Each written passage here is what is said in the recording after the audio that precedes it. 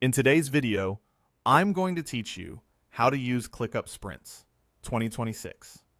By the end, you'll know exactly how to switch sprints on, set them up in the right place, and start organizing your work so your team stays focused and on track. First, log into your ClickUp workspace and open your main dashboard. If you're part of multiple teams or organizations, double-check you're in the correct workspace before you change any settings.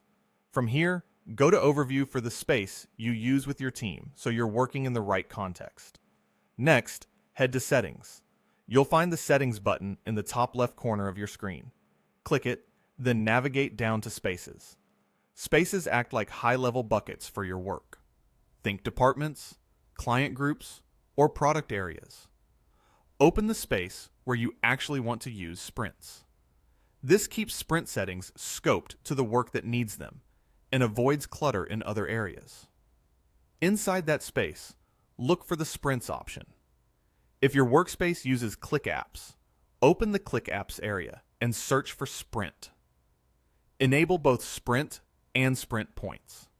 Sprint Points help you estimate task complexity so you can plan capacity more accurately, while the Sprint app lets you group tasks into time-boxed iterations. If Sprint doesn't appear right away, use the search bar in the App Center to find it quickly. Once the Sprint features are toggled on, click Save to confirm your changes. Head back to your home page. It can take a few seconds for new features to load, so don't worry if things pause momentarily. Now navigate to your personal productivity area or a team list you use frequently. Your To-Do is a great place to start if you're testing. Open the list, then add a new column and name it Sprint. Make sure it's enabled so you can filter, group, and sort tasks by the sprint they belong to. This column becomes the visual anchor for tracking items in the current and upcoming sprints.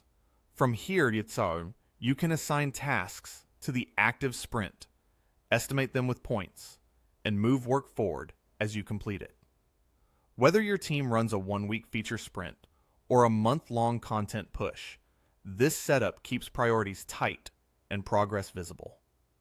If the interface looks a little different on your end, that's normal.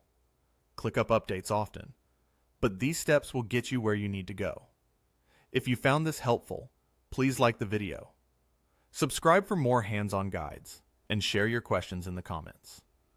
Thanks for watching, and I'll see you in the next one.